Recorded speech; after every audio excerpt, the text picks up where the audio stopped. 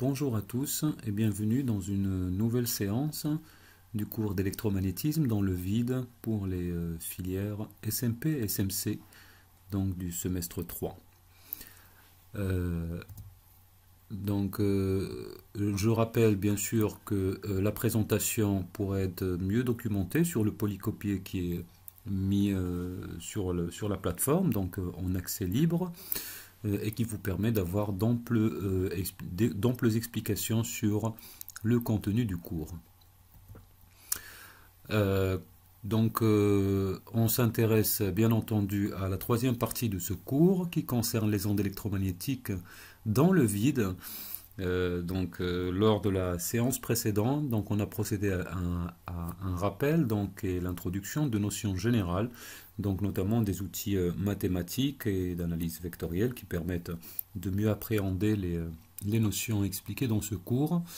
Ensuite, on s'est attelé sur les équations de Maxwell dans le vide, en régime statique et en régime variable. En guise de résumé, on rappelle que les équations de Maxwell en régime variable interviennent quand on a les sources des champs électriques et magnétiques qui dépendent du temps, à savoir la densité volumique de charge ρ et la densité volumique de courant J.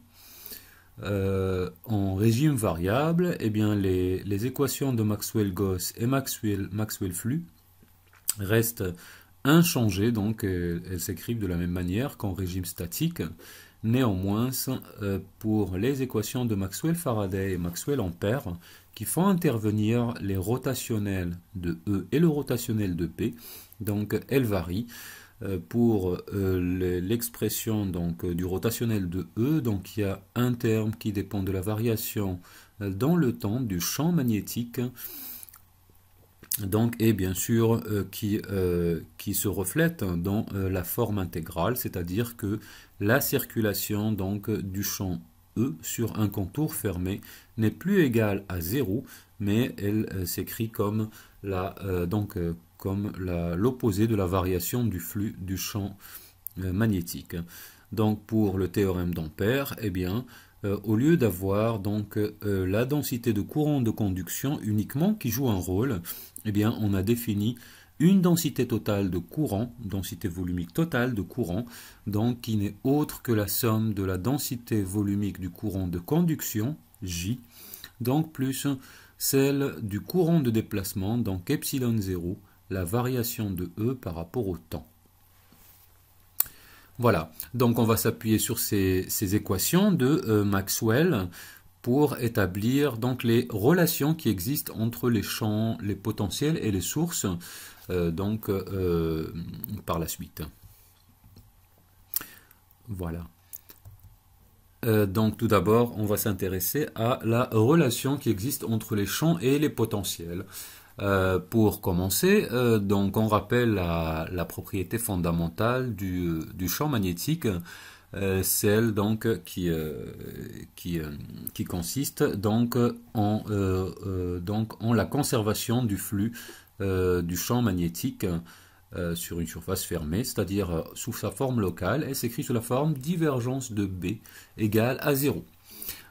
Étant donné que la divergence d'un rotationnel, elle est tout le temps égale à 0, comme on a pu voir dans la partie rappel, on peut définir un vecteur A, qui dans le rotationnel, c'est égal à B. Bien sûr, si on calcule la divergence de B, ça nous donne la divergence du rotationnel de A, qui est égal à 0. La divergence d'un rotationnel, d'un vecteur, est tout le temps égale à 0. Ici, l'existence du vecteur A n'est pas unique, c'est-à-dire la définition, on n'a pas l'unicité pour la définition de ce vecteur A, qui est bien sûr appelé le potentiel vecteur.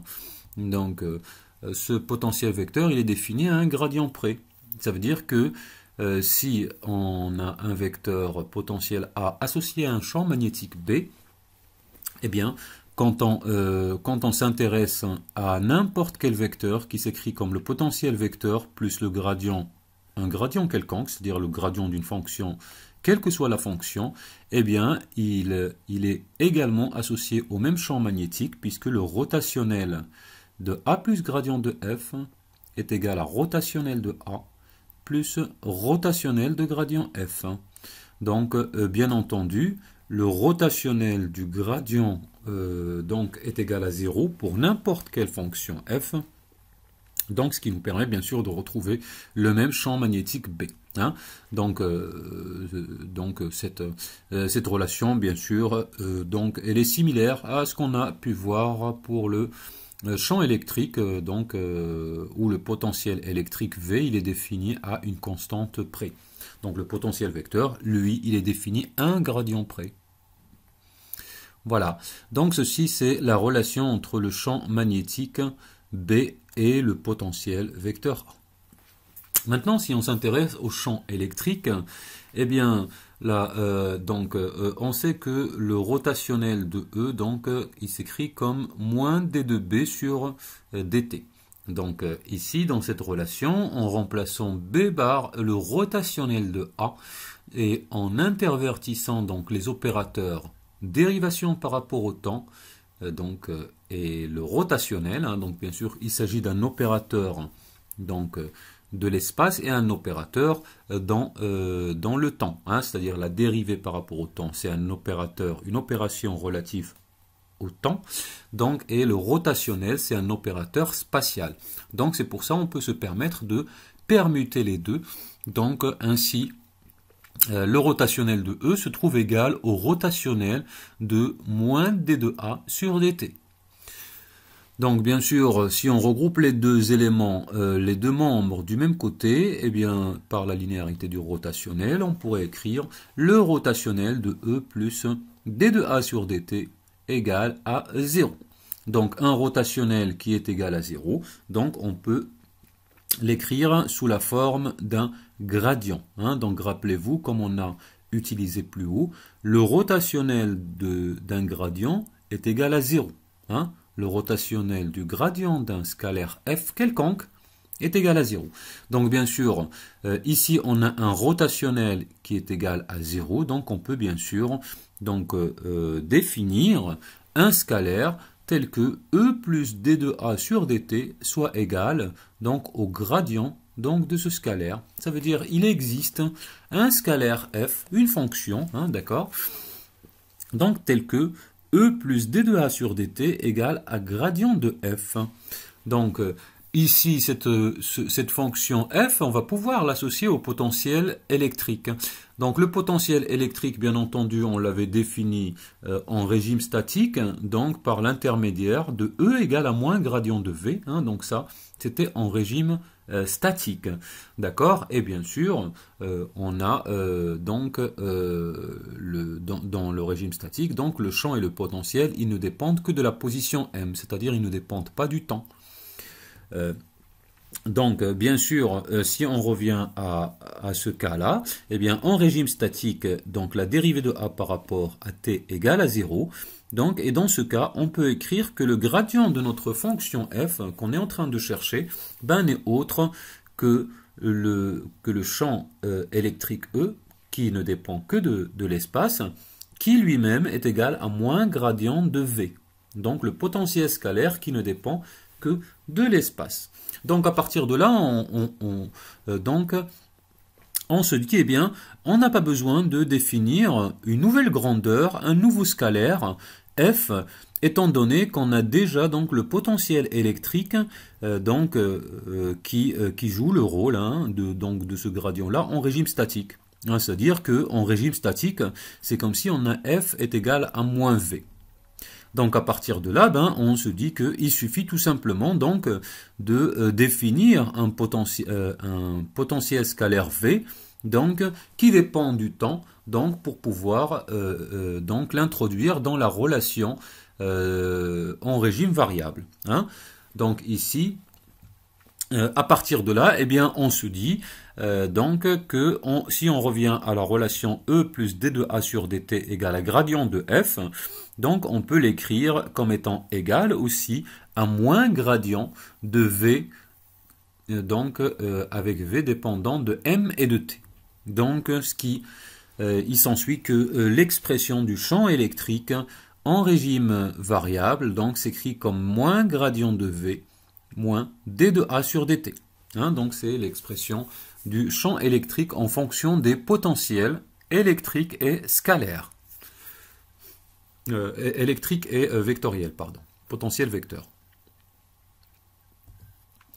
Voilà.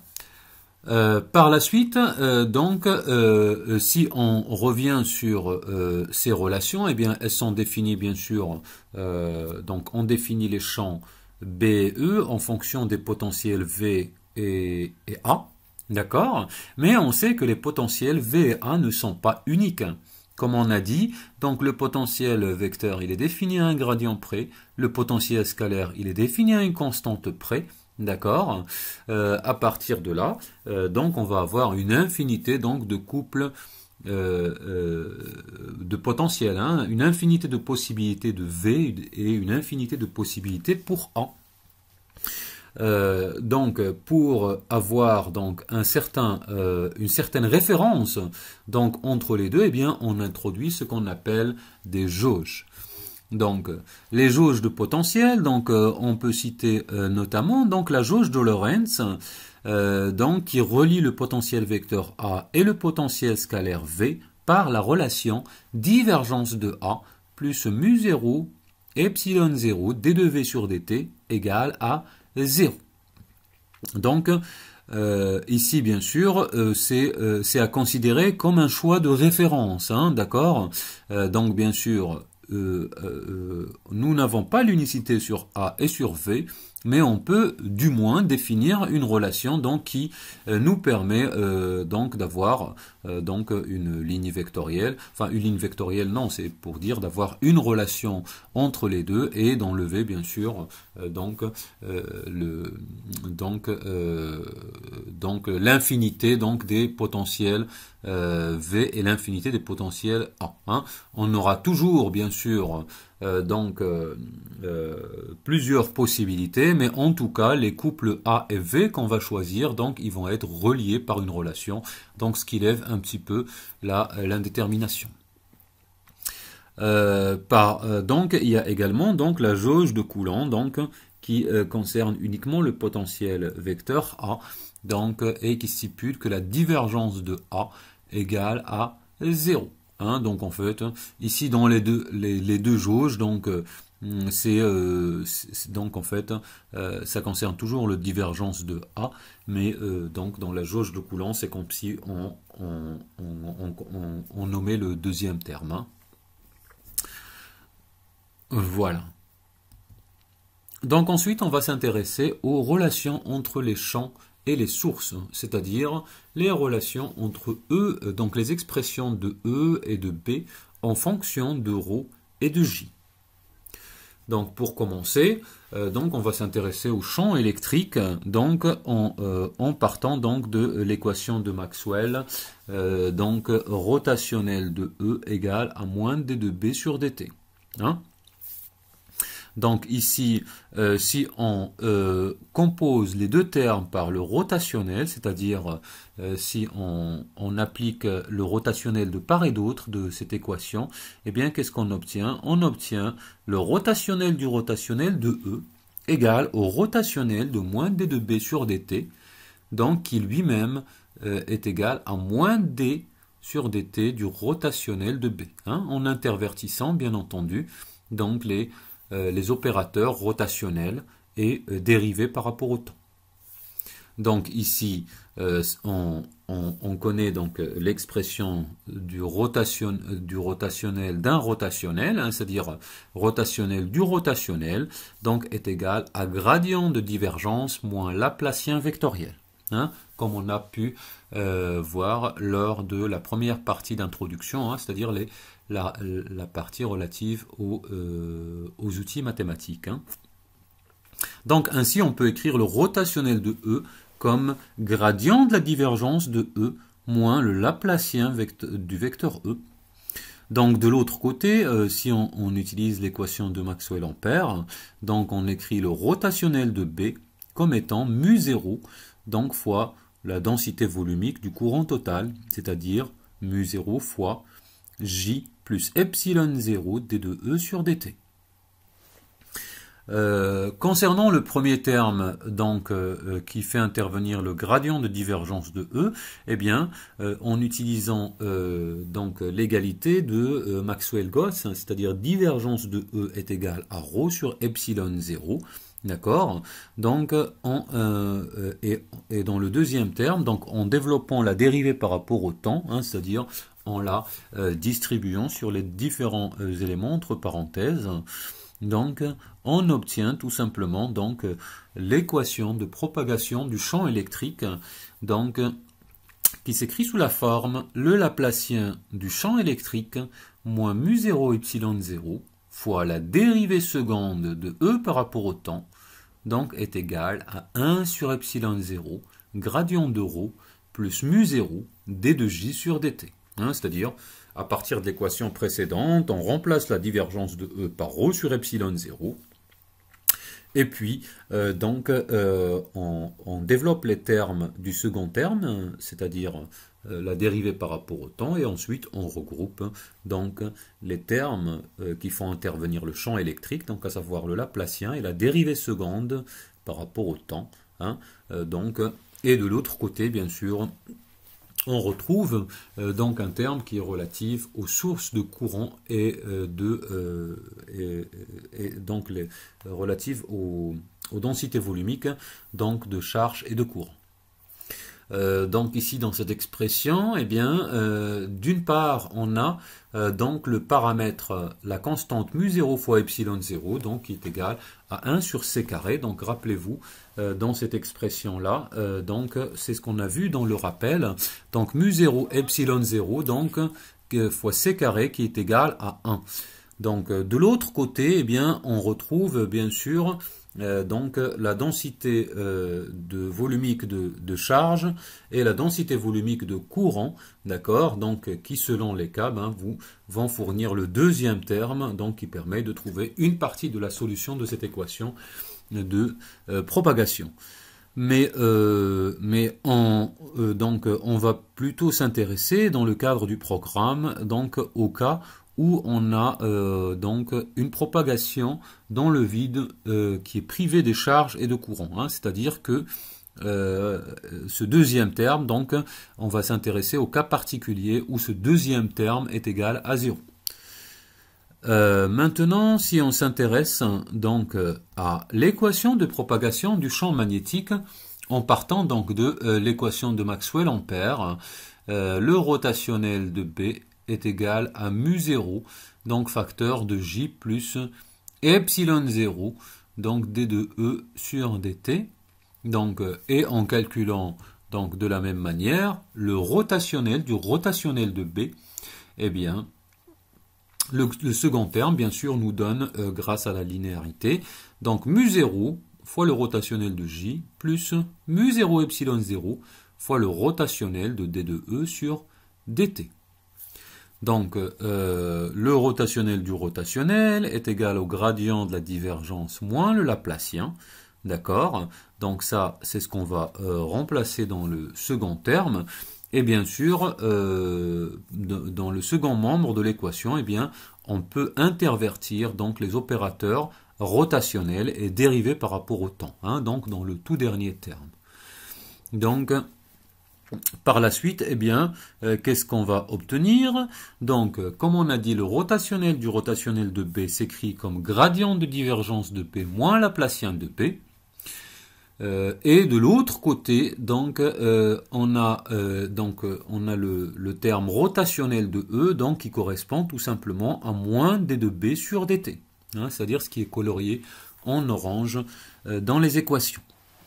Dans le premier terme, bien entendu, on a la divergence de B qui est égale à 0. Hein, donc ça, c'est la propriété fondamentale donc, du champ magnétique. La divergence de B est égale à 0. Donc, et dans le second terme, bien sûr, on a le champ magnétique B qui intervient dans le tout dernier terme, c'est-à-dire mu 0 epsilon 0 fois la dérivée seconde, d'accord, par rapport au temps de moins B si on veut. Donc, ainsi, en regroupant les termes faisant intervenir le champ magnétique, eh bien, on obtient le Laplacien de P moins mu0 epsilon 0 fois la dérivée seconde de P est égal à moins mu0 fois le rotationnel de J. Hein, donc, on peut noter que cette relation présente des similitudes avec la relation précédente, dans la mesure où on obtient dans un membre de l'équation donc le Laplacien moins mu0 epsilon 0 fois la dérivée seconde par rapport au temps. Hein, donc c'est exactement la même expression qu'on a obtenue pour l'équation de propagation du champ E. D'accord ? La deuxième chose qui est importante ici à noter, c'est que dans cette relation de propagation, il y a tout simplement donc le courant, la densité volumique de courant de conduction qui intervient. Hein? C'est-à-dire que si on revoit l'expression précédente, dans le second membre, eh bien, on avait donc 1 sur epsilon 0 fois le gradient de ρ, et on avait donc le terme mu0 fois la dérivée de J par rapport au temps. Donc, par contre, dans cette équation, donc, on a uniquement donc, le J qui intervient. D'accord ?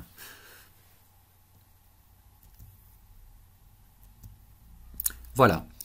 Donc, dans la suite, eh bien, on va s'intéresser à la relation entre les potentiels et les sources, hein, c'est-à-dire les potentiels A et V, et ainsi que en relation avec les densités volumiques de charge et de courant, ρ et J respectivement. Si on part de l'équation qu'on a établie précédemment, donc l'expression du champ électrique E en fonction des potentiels. Donc, on sait que E est égal à moins gradient de V moins d de A sur dt. Hein, bien sûr, en régime variable. Hein. Donc, en régime statique, bien sûr, le dernier terme, la dérivée de A par rapport au temps, étant égal à 0. Mais ici, on traite donc le cas général, donc le régime variable. Donc, si par la suite, donc, on s'intéresse à la divergence de E, donc, bien sûr, on s'intéresse à la divergence de E parce que c'est ce qui nous permet donc de retrouver la source ou la densité volumique de charge ρ. Hein. Divergence de E égale à ρ sur epsilon 0. Hein. C'est pour ça, bien sûr, on fait intervenir la divergence dans cette équation. Dans le second membre, eh bien, qu'est-ce qu'on obtient? On obtient moins la divergence du gradient de V moins la divergence de d de A sur dt. D'accord? Donc, comme on a dit, dans le premier terme, on retrouve donc ρ sur epsilon 0, c'est-à-dire grâce à l'équation de Maxwell-Goss. Et dans le deuxième terme, eh bien, on retrouve d'une part donc la divergence du gradient de V. Hein. On rappelle que le gradient de V, c'est tout simplement nabla V. Hein. Donc, ça nous donne un vecteur, bien entendu. Et quand on calcule la divergence d'un vecteur, donc on a la divergence d'un vecteur x, donc qui s'écrit comme nabla x. Donc ici, bien sûr, on obtient donc divergence de gradient de v qui nous donne nabla de nabla v. Ça veut dire c'est le Laplacien scalaire de v. D'accord ? Donc le dernier terme, moins d de A sur moins d de divergence de A sur dt, hein, donc qui est obtenu bien sûr en intervertissant donc la divergence et la dérivée par rapport au temps, eh bien c'est un terme qui va être relatif donc au choix de la jauge qu'on va appliquer. D'accord? Donc rappelez-vous que ici on a une équation qui fait intervenir les potentiels et pour lesquels donc on a un choix donc des références des potentiels, hein, c'est-à-dire donc une relation qui existe entre A et V. Ainsi bien sûr on peut écrire le Laplacien de V qui s'écrit comme moins d de divergence de A sur dt moins ρ sur epsilon 0. Donc ici, si on introduit dans cette équation de part et d'autre donc le terme donc moins d sur dt de mu 0 epsilon 0 d de v sur dt. Hein. Ici, ce terme-là, on l'introduit bien sûr juste pour bien illustrer donc l'intervention donc du terme divergence de A, donc plus mu 0 epsilon 0 d de dérivée seconde de v par rapport au temps, d'accord, donc qui est utilisé dans la jauge de Lorentz. Donc bien entendu, si donc on veut considérer la jauge de Coulomb, donc il suffit bien sûr donc dans l'équation d'avoir la divergence de A est égale à 0, et dans ce cas, eh bien, on se retrouve avec une équation donc qui s'écrit comme le Laplacien de V est égal à moins ρ sur epsilon 0. Donc bien sûr ici dans cette relation, donc le Laplacien de V est égal à moins ρ sur epsilon 0, c'est exactement l'équation de Poisson qu'on avait en régime statique. D'accord? Et la raison, c'est que tout simplement ici, le terme qui fait intervenir le temps, hein, le seul terme qui fait intervenir le temps ici, eh bien, c'est la dérivée de la divergence de A. Donc la divergence de A, donc elle va définir un petit peu la forme de l'équation qu'on va obtenir bien sûr à la fin. Si on choisit la jauge de Coulomb, donc on retrouve une équation de Poisson identique à celle qu'on a considérée en régime statique. Donc, par contre, si on considère la jauge de Lorentz, eh bien, on doit bien sûr écrire la divergence de A donc comme étant moins mu 0 epsilon 0 dérivée de V par rapport au temps. Donc bon. En tout cas, donc si on revient à un autre calcul, eh bien, si on fait intervenir le terme orange de part et d'autre, donc la dérivée par rapport au temps de mu 0 epsilon 0, de la dérivée de V par rapport au temps, eh bien, dans le second terme, d'accord, en regroupant donc les deux termes en dérivée par rapport au temps, hein, donc on obtient un terme qui fait intervenir la dérivée par rapport au temps de quoi? Ben de divergence de A plus mu 0 epsilon 0 d de V sur dt. Donc ça, c'est une équation qui est générale. Hein. Pour l'instant, bien sûr, on n'a pas fait intervenir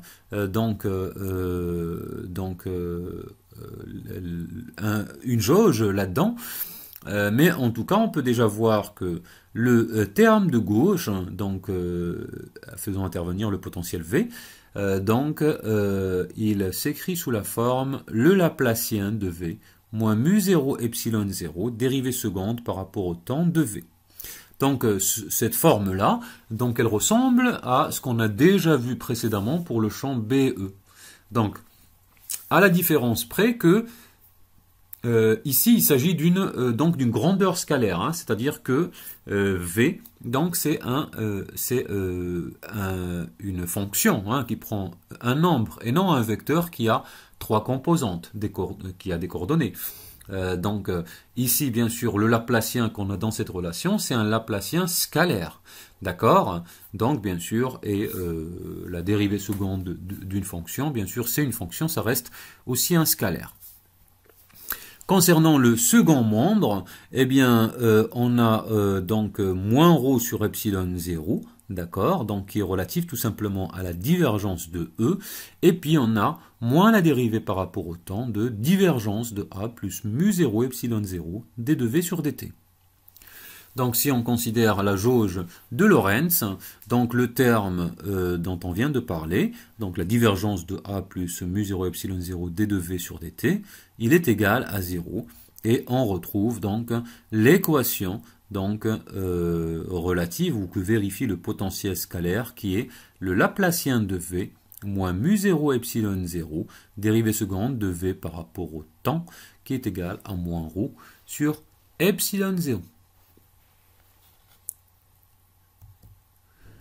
Maintenant, si on réalise un raisonnement pareil pour le potentiel vecteur A, c'est-à-dire en partant de l'équation de Maxwell-Ampère, rotationnelle de B égale à mu0 facteur de J plus epsilon 0 d de E sur dt.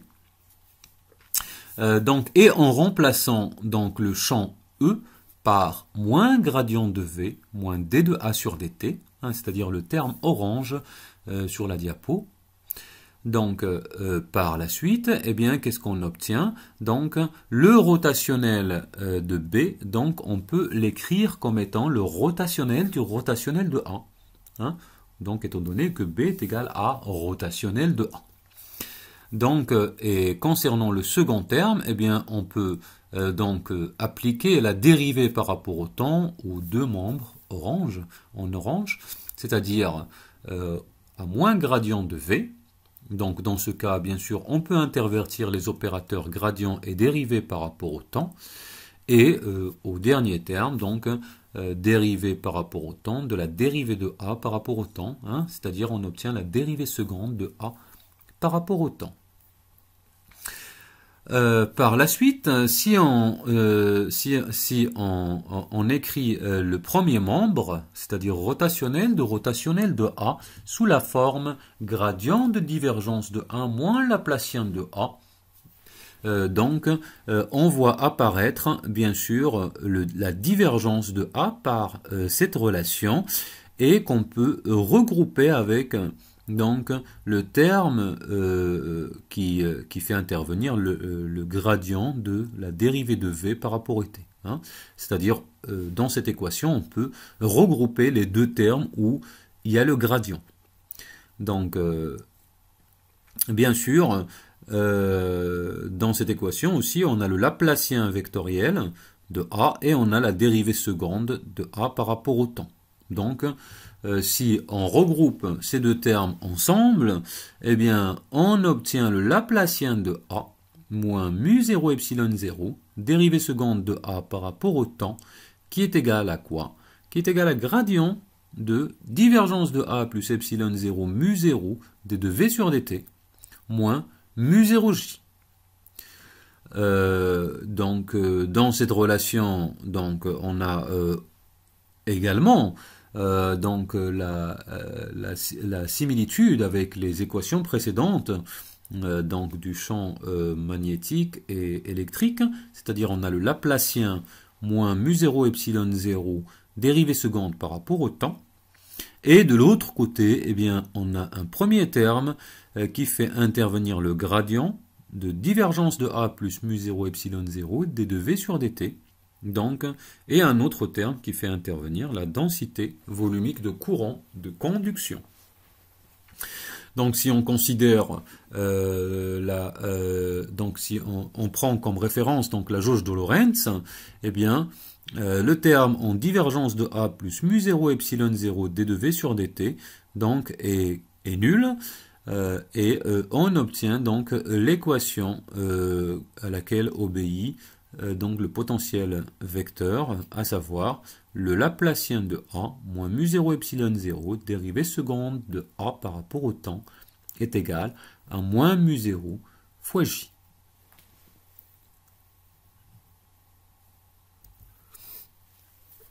Voilà. Par la suite, on va s'intéresser donc à la partie suivante et qui concerne la propagation des ondes électromagnétiques dans le vide. Ici, on parle d'ondes électromagnétiques à cause tout simplement de l'intrication qu'on a entre le champ électrique et le champ magnétique. Hein. Quand je parle d'intrication, je voudrais parler du couplage qu'on a entre E et B. Hein. On voit que une variation d'un champ magnétique par rapport au temps peut être la source d'un champ électrique. Donc bien sûr, rotationnel de E égale à moins d de B sur dt. C'est-à-dire que si on a une source de champ magnétique, hein, c'est-à-dire une densité de courant, qui nous génère un champ magnétique B qui varie dans le temps, eh bien, il va être associé à un champ électrique D'accord, cette variation de B par rapport au temps, elle donne naissance donc à un champ électrique qui est associé à B. Donc de la même manière, eh bien, on a vu donc que le rotationnel de B est égal à mu0j plus mu0 facteur de j plus epsilon 0 d de E sur dt, hein, c'est-à-dire donc l'équation de Maxwell-Ampère. Mais ce qui est important dans cette relation, c'est que même si on considère qu'on n'a pas des courants de conduction, c'est-à-dire même si on a J qui n'existe pas, si on a un champ électrique E qui varie dans le temps, eh bien il va donner naissance à un courant de déplacement et un courant donc donne naissance à un champ magnétique. Hein, c'est-à-dire que le terme d de E sur dt, il est à l'origine donc de l'apparition d'un champ magnétique. Donc cette dualité entre le champ magnétique et le champ électrique, ben on va donc la formuler en parlant de champ électromagnétique. Hein, c'est-à-dire au lieu de parler de champ électrique tout seul ou champ magnétique tout seul, eh bien on va parler d'un champ électromagnétique. D'accord, un champ électromagnétique EB, hein, c'est-à-dire on parle donc de ces champs-là comme étant un ensemble, c'est-à-dire un tout. Hein. Maintenant, donc concernant l'onde électromagnétique, pourquoi on parle d'onde électromagnétique? Donc ici l'onde électromagnétique, ben, elle fait référence tout simplement à la propagation du champ électromagnétique. Donc comme on vient de voir, donc on a le champ magnétique et le champ électrique donc qui vérifient des équations qui font intervenir des opérateurs de temps et de l'espace. Donc ça veut dire des équations de propagation. Donc c'est pour ça bien sûr on parle de propagation des champs du champ électromagnétique. Et la propagation de ce champ électromagnétique, donc, c'est ce qu'on appelle une onde électromagnétique. D'accord? Donc, par la suite, quand il s'agit donc de champs qui se propagent, ben, on parlera indifféremment d'onde électromagnétique EB ou de champ électromagnétique EB, hein, sachant que donc il va avoir une certaine progression dans l'espace au cours du temps. Voilà. Mais commençons par le commencement. La première partie, donc, elle concerne les équations de propagation. Regardons un peu, reprenons ce qu'on a vu précédemment. Donc, les équations générales de propagation des champs.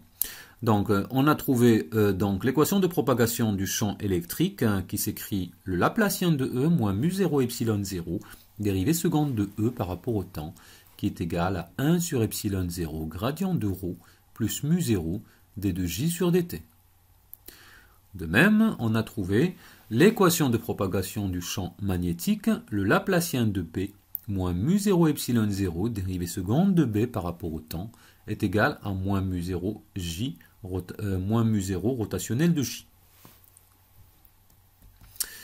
Concernant les équations relatives au potentiel électrique V et vecteur donc A, donc on a trouvé les équations qui s'écrivent toujours comme étant pour le potentiel électrique le Laplacien de V moins mu0 epsilon 0 dérivée seconde de V par rapport au temps qui est égal à moins la dérivée par rapport au temps donc de divergence de A plus epsilon 0 mu0 d de V sur dt moins ρ sur epsilon 0. Donc l'équation du potentiel vecteur s'écrit de la même manière, bien sûr en faisant intervenir un vecteur A. Donc le second terme fait intervenir le gradient de la divergence de A plus mu0 epsilon 0 d de V sur dt et moins mu0 j. Quand on utilise la jauge de Lorentz, eh bien, les équations se réduisent, bien sûr, puisque le terme divergence de A plus mu0 epsilon 0 d de V sur dt est considéré nul. Mais bien sûr, ce qui est important ici, c'est de voir que toutes ces équations donc s'écrivent de la même forme, on va dire. Donc bien sûr, donc quand il s'agit de champ électrique, le champ magnétique et du potentiel vecteur, ben, ce sont des vecteurs, hein, c'est-à-dire que les termes font intervenir, bien sûr, les Laplaciens vectoriels. Pour le potentiel vecteur, potentiel scalaire V, eh bien, on a donc bien sûr une seule composante, hein, c'est-à-dire une seule équation, puisqu'il s'agit de scalaire. Donc c'est pour ça qu'on a le Laplacien scalaire. Pour les autres équations, hein, donc quand il s'agit de Laplacien vectoriel, hein, c'est-à-dire l'équation de propagation de E, de B ou de A.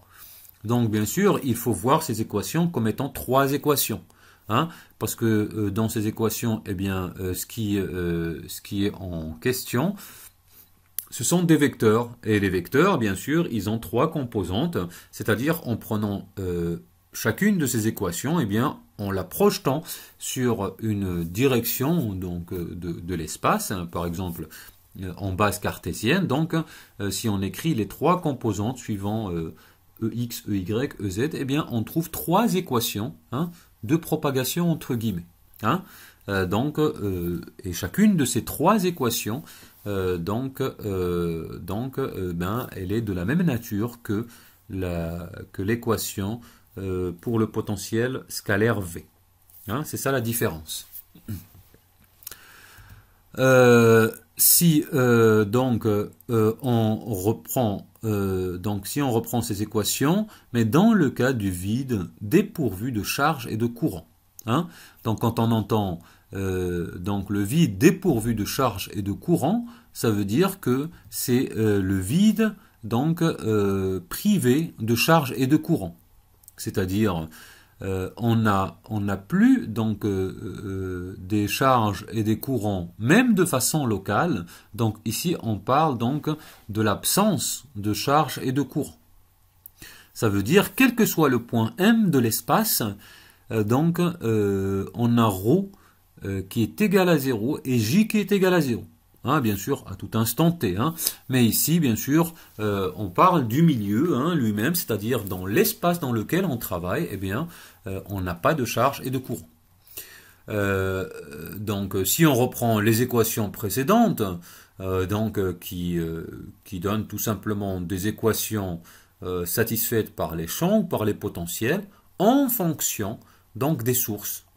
Eh bien, en reprenant ces équations et en utilisant, bien sûr ici on travaille avec la jauge de Lorentz, hein, attention, en prenant ρ égale à 0 et J égale à 0, quel que soit le point M, eh bien on obtient donc des équations donc, qui s'écrivent toutes de la même manière, Laplacien moins mu 0 epsilon 0, dérivée seconde par rapport au temps égale à 0.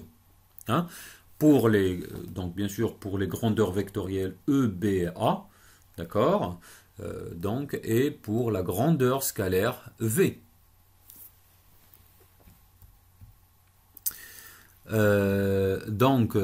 Ici, c'est ce qui est rappelé ici. Donc, on voit que les champs et les potentiels vérifient l'équation d'Alembert. Donc, l'équation d'Alembert, en fait, en réalité, précisément, c'est l'équation qui s'écrit comme le Laplacien d'un scalaire moins un terme positif fois la dérivée seconde par rapport au temps égal à 0. Hein, donc pour les grandeurs vectorielles E, B, A, donc c'est le Laplacien vectoriel de S moins 1 sur Vp carré. Donc ça c'est le terme qu'on a dit, un terme positif. Donc moins 1 sur Vp carré fois la dérivée seconde par rapport au temps du vecteur S égale au vecteur nul. Pour la grandeur scalaire, bien sûr, c'est la même chose, mais on parle d'un scalaire, d'une fonction S, d'accord? Donc le Laplacien de S moins 1 sur Vp carré, dérivée seconde de S par rapport au temps égale à 0. Hein, donc bien sûr, ici dans notre cas, le terme 1 sur Vp carré n'est autre que mu 0 epsilon 0. Donc, comme on a précisé précédemment, si maintenant on s'intéresse donc aux grandeurs vectorielles, hein, c'est-à-dire l'équation de gauche. Donc, cette équation de gauche, donc qui fait intervenir des vecteurs, ben, on peut toujours la projeter, d'accord, sur les trois directions de l'espace, et ça va nous donner quoi? Donc, ça va nous donner des Laplaciens scalaires, hein, donc bien sûr le vecteur S, si on l'écrit dans la base cartésienne, donc il a trois composantes, Sx, Sy et Sz. Et si on projette l'équation d'Alembert vectorielle, donc sur les trois directions de l'espace, eh bien on obtient le Laplacien donc de la composante de S suivant la direction en question, moins 1 sur Vp carré fois la dérivée seconde par rapport au temps de cette composante, de cette même composante, égale à 0. Hein. C'est-à-dire l'équation, c'est la même équation donc qu'on va obtenir sous sa forme scalaire, donc avec Sx, Sy, Sz, hein, comme on l'a dit, ces trois équations. Donc bien sûr, cette équation, on peut l'appliquer dans le cas du champ E, du champ B, du potentiel vecteur A, hein, c'est-à-dire que pour chacun de ces vecteurs-là, eh bien, en reprenant son équation de propagation, en la projetant sur les trois équations de l'espace, ben, ça va nous donner trois équations donc d'Alembert.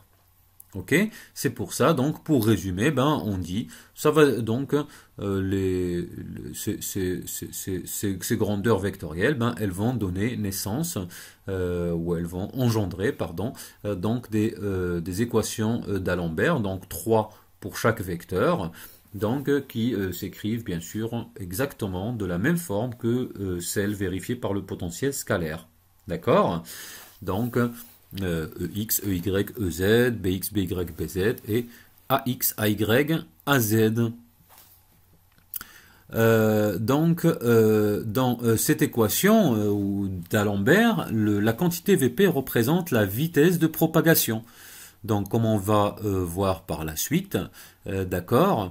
Donc ici, comme on a dit, Vp correspond à 1 sur mu0 epsilon 0. Qui n'est autre que c, hein, c'est-à-dire la vitesse donc de déplacement donc de l'onde dans le vide, donc dépourvu de charge et de courant, c'est-à-dire là tout simplement la célérité, hein, la vitesse de la lumière. Hein. On va s'intéresser donc par la suite à la résolution donc de cette équation. Mais tout d'abord, donc on va s'intéresser à des notions donc qui vont avoir leur importance par la suite, hein, c'est-à-dire elles vont correspondre aux solutions de cette équation. Allons-y progressivement.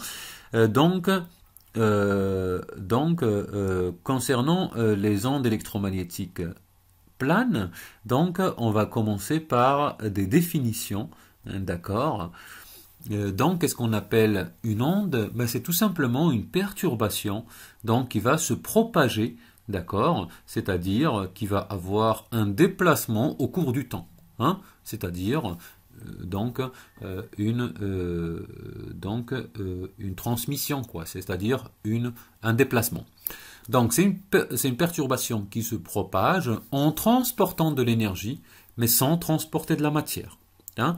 Donc, ici, bien sûr, on parle d'un transport d'énergie sans transport de matière, donc juste pour refléter donc l'idée que cette fluctuation, elle se déplace, donc c'est une information qui se déplace donc des composants du milieu sans que ces composants du milieu se déplacent eux-mêmes. D'accord? C'est comme par exemple quand on relaie une information. Donc une personne parle à une autre personne donc qui est assise à côté. L'autre personne, elle peut transmettre l'information au voisin et ainsi de suite. Donc l'information elle est passée, mais donc l'information passe, mais les gens donc ne bougent pas, donc restent à leur position. Donc bien sûr. Vous avez déjà vu plein d'exemples d'ondes, par exemple les ondes mécaniques, d'accord, où vous avez tout simplement une perturbation donc qui se déplace, hein, donc par exemple une vague dans l'océan, hein, donc ça correspond à un mouvement vertical des molécules d'eau, hein, sans forcément que les molécules d'eau bougent latéralement, hein, d'accord, mais on voit bien sûr donc cette fluctuation qui se déplace dans l'espace. Mais en tout cas, donc une onde, on la décrit généralement par une fonction, d'accord, une fonction de l'espace et du temps. Dans le cas donc classique, on parle généralement de l'amplitude de l'onde. Hein, c'est-à-dire donc si on a une onde qui se déplace, eh bien on peut donc parler déjà de l'amplitude dans l'espace, d'accord, donc de cette onde-là. Donc, mais bien sûr, on peut aussi étendre, donc décrire une onde, par exemple, par le biais d'une grandeur de puissance qu'elle transmet, d'accord. Donc ici, pour généraliser, ben on va donc la décrire par une fonction spatio-temporelle, donc S, donc mt. Une onde plane, qu'est-ce que c'est que si on considère une onde, donc S, donc qui est décrite par une fonction S, donc et si cette fonction S donc présente des surfaces d'onde donc sous forme de plan. Donc bien sûr, des surfaces d'onde, ce sont tout simplement des surfaces d'égale amplitude ou d'égale valeur, hein. Donc dans le cas d'une onde plane, ben, les surfaces d'onde, ce sont des plans. Donc, ça veut dire quoi? Ça veut dire qu'à un instant donné, d'accord, si on considère un instant t, donc, et on regarde donc les positions de l'espace pour lesquelles la fonction s présente la même valeur, ben, on va trouver que ces positions constituent un plan. Donc, c'est ce qu'on appelle un plan d'onde. Si on regarde un autre instant, ça serait la même chose, et ainsi de suite. Ça veut dire que les surfaces d'onde, les surfaces qui présentent la même amplitude pour S, ce sont tout simplement des plans. Donc si on considère l'exemple trivial d'une fonction S, qui dépend bien sûr de l'espace et du temps, mais pour la partie espace, on suppose qu'elle ne dépend que d'une seule coordonnée, x par exemple. D'accord ? Ça veut dire que l'onde, elle est décrite donc uniquement par la position x du point M et par le temps. Donc bien sûr, les valeurs que va prendre cette fonction, hein, donc ils vont dépendre de la valeur de x et de t, mais pas de y et z. Donc c'est pour ça, bien sûr, ici les surfaces d'onde, ce sont tout simplement les plans d'équation x égale à a, x égale à une constante. Parce que si on prend deux points, d'accord, de l'espace, deux points M1, M2, qui ont le même X, mais qui ont des Y et des Z différentes, ben, ils vont avoir la même image par la fonction S. D'accord? Et plus généralement, si on prend donc n'importe quel point qui appartient au plan X égale à constante, donc bien sûr, il va avoir la même image que n'importe quel autre point du même plan. Parce qu'ils ont le même x. Hein, c'est pour ça, bien sûr, on a les plans d'onde qui sont tout simplement des plans donc, perpendiculaires à l'axe x. Hein, ça veut dire des plans d'équation x égale à constante. Donc la direction de propagation, c'est la direction perpendiculaire aux surfaces d'onde. D'accord? Donc, c'est-à-dire, dans le cas d'une onde plane, si on prend donc la direction perpendiculaire au plan d'onde, ça nous donne une droite, et c'est cette droite qui va pointer la direction de propagation de l'onde. Donc, c'est ce qui est schématisé par la figure suivante. Donc, qui schématise, bien sûr, un plan d'onde, et en montrant que la direction de propagation donc, est perpendiculaire à ce plan.